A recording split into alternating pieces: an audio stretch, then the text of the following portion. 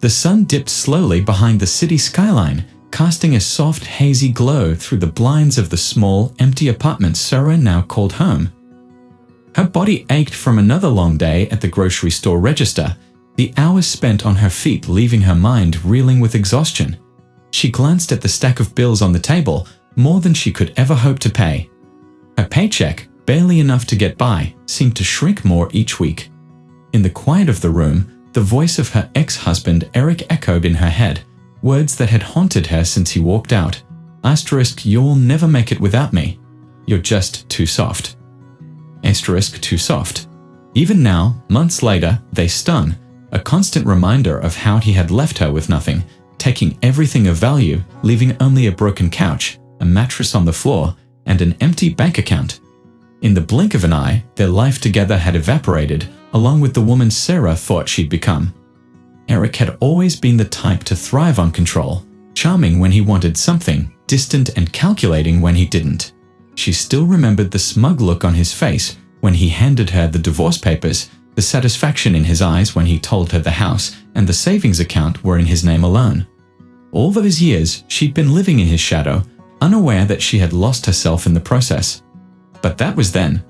In the months since, Sarah had worked every shift she could get, taking odd jobs and cutting corners in ways she never thought she'd have to. Her world had narrowed to a routine of exhaustion and survival, but she refused to break. Her pride, fragile as it was all she had left, and it kept her moving forward. One evening, after another grueling day, she was sorting through a cardboard box of her father's old belongings, the only thing she had managed to bring with her when she left their old home. Her father had passed years ago, and she hadn't looked through the box in ages. But tonight, desperate to clear her head, she decided to see what was inside. She found old papers, letters, and a few faded photos of her parents, images of a life she barely remembered. But at the very bottom of the box, tucked away in a worn envelope, was a document she didn't recognize.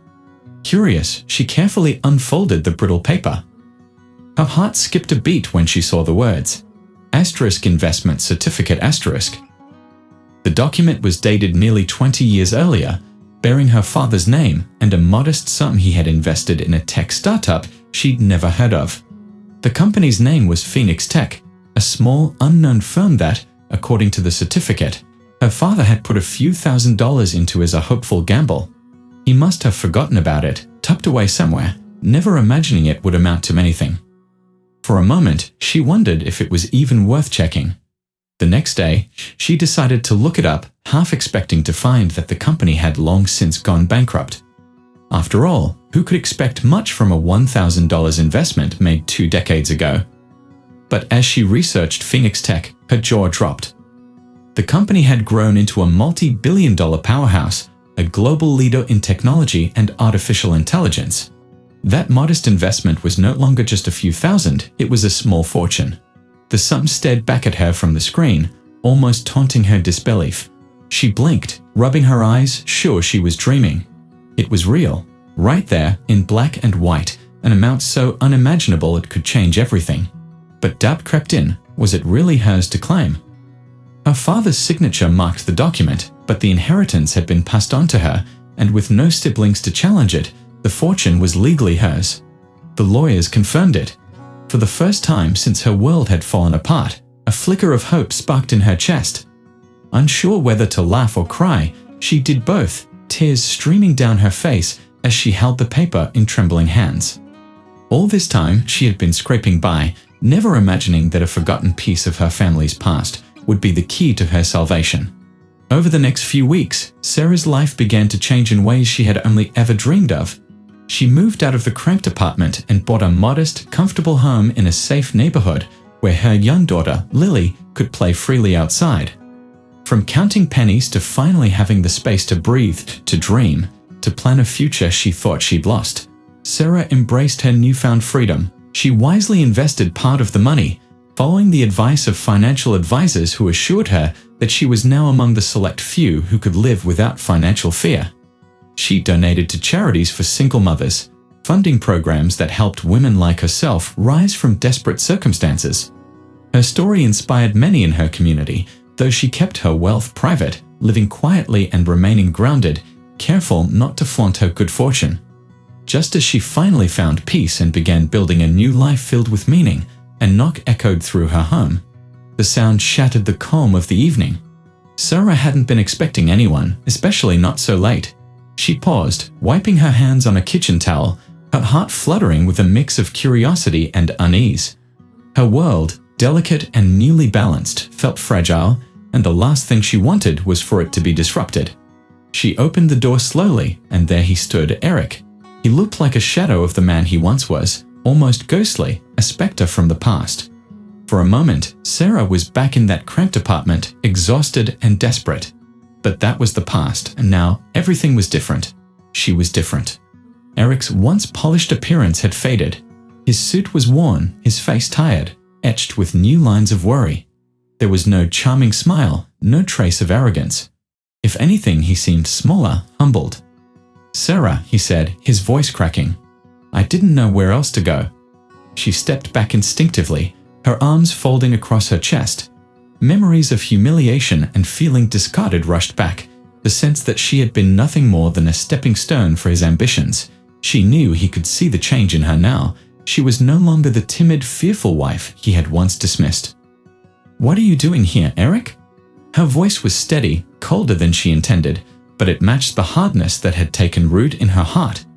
He glanced around, as though the walls of her home could offer him some kind of answer. He needed it. "I heard about everything, the money, your new place. I didn't realize things had turned around for you," he said, his voice faltering, a far cry from the confident man he used to be. A small bitter smile tugged at Sarah's lips. "I'm sure you didn't. You never bothered to look back, Eric." He lowered his gaze, rubbing the back of his neck in an awkward gesture. "I was wrong. Okay. I made a mistake. I thought you'd be better off without me. Is that why you left me with nothing?" Her voice cut through the air, sharp and unforgiving.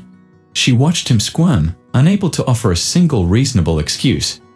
The truth was written all over his face. He had left her because he saw her as weak, unworthy, a burden. Just something to cast aside as he chased after his own ambitions. I was going through things," he mumbled, his voice barely audible. "It wasn't easy for me either. But I came here because things have changed, Sarah. I'm in trouble. Financially."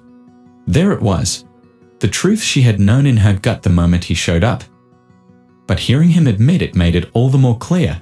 He wasn't here out of regret or guilt. He was here because he needed her. "I lost everything," he continued, his voice cracking as his desperation grew. "The business, it didn't survive. I thought I could handle it, but it all came crashing down. I've been trying to make ends meet, but it's impossible. Now I'm practically bankrupt." The words hung heavy in the air, a bitter irony settling over them both. She wanted to feel sorry for him, to pity him, but all she could think about was the months she had spent clawing her way out of the hole he had left her in, how she had fought to build her life back up, all on her own. And now here he was, asking for a lifeline. "So let me get this straight," she said, disbelief lacing her words.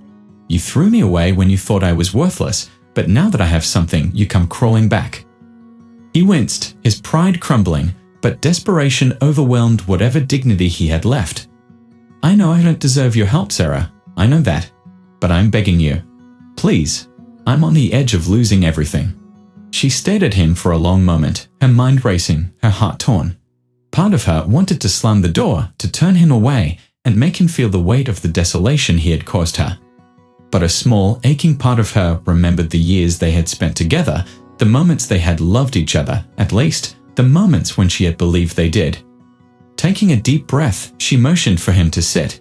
He sank into the armchair in the living room, looking completely out of place in the life she had worked so hard to rebuild.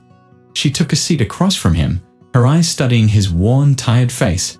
For the first time, she noticed how hollow his eyes had become. "Eric," she began slowly, her voice steady, "I built this life on my own. Every cent I have now came from something I found after you left me.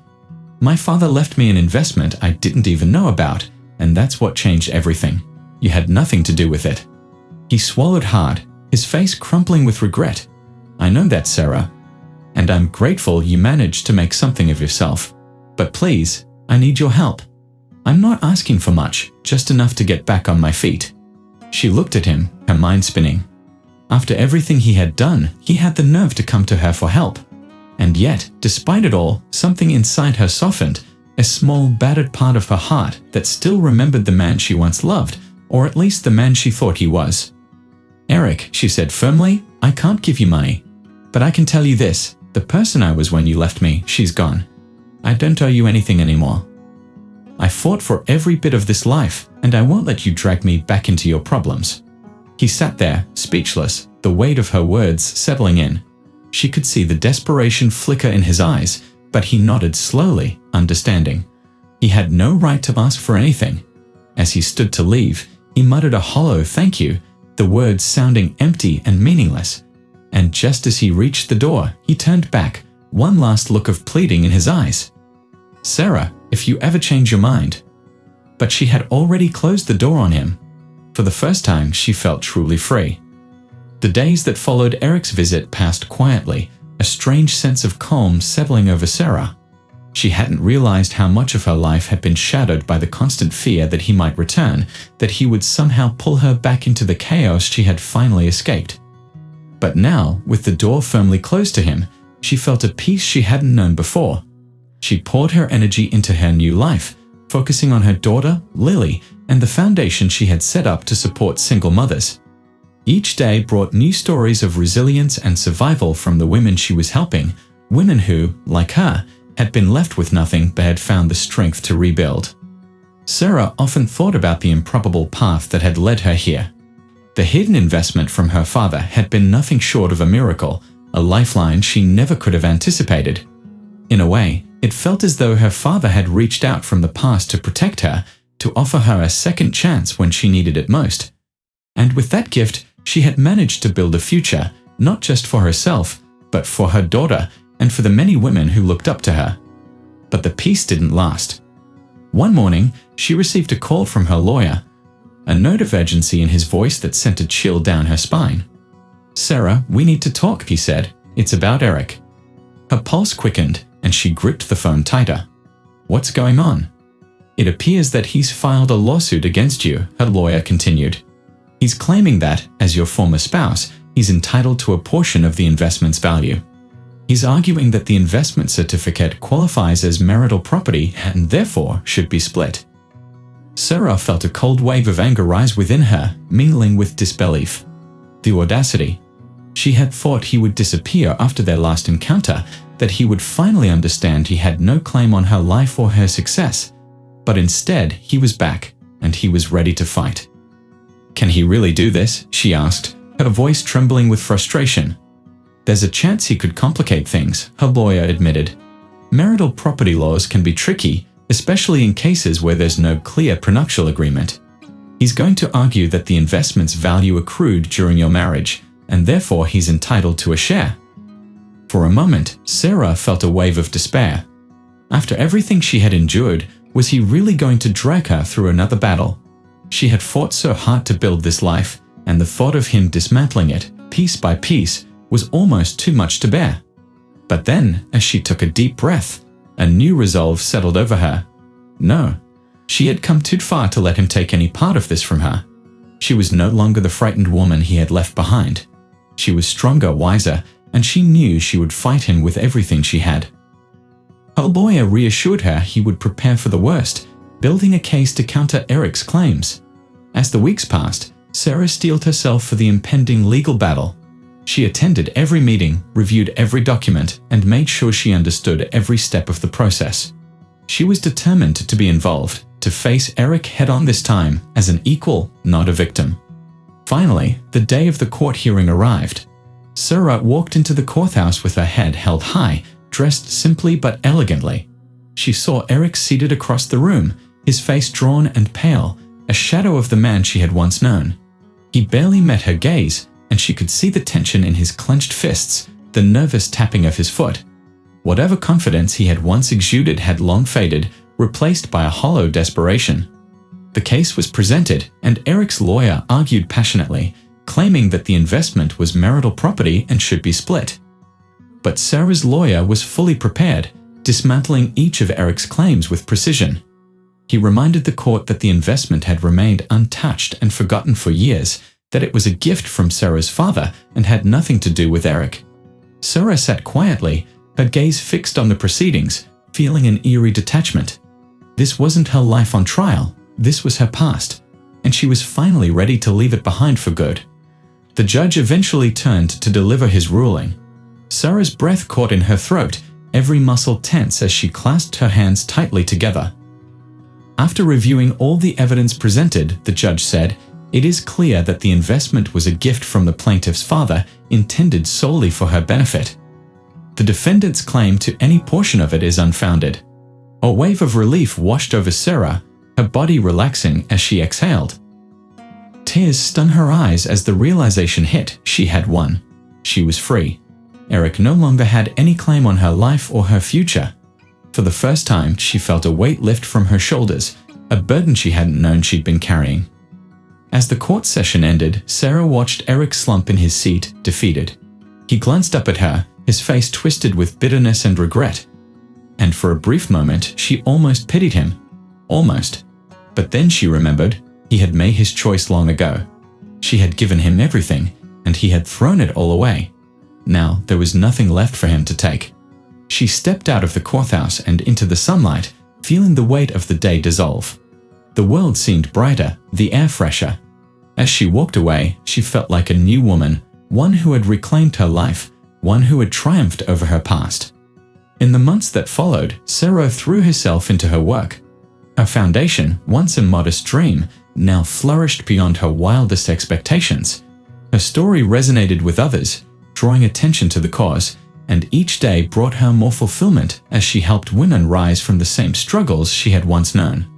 One evening, as she tucked Lily into bed, Sarah reflected on how far she had come. She had gone from feeling abandoned and broken to standing tall, someone her daughter could look up to with pride. As Sarah closed her eyes that night, she knew, deep in her heart, that she had found the life she truly deserved, not through wealth, but through resilience, through the strength to move forward, and the courage to build a future no one could ever take from her. Dear viewers, thank you for watching.